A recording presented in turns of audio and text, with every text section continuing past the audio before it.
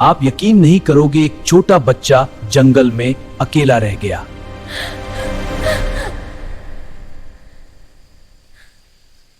रात हो रही थी और जंगल से अजीब आवाजें आ रही थी।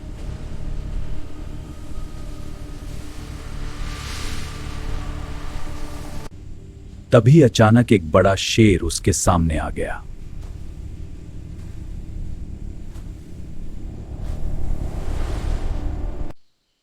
लेकिन शेर ने हमला नहीं किया, बल्कि उसके पास बैठ गया।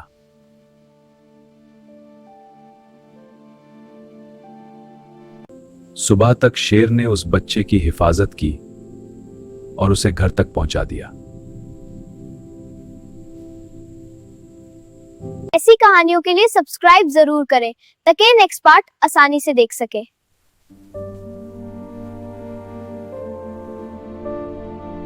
वीडियो अच्छी लगी है तो लाइक कर दें, चैनल को सब्सक्राइब कर लें और बेल आइकन दबाना मत भूलना। Thank you.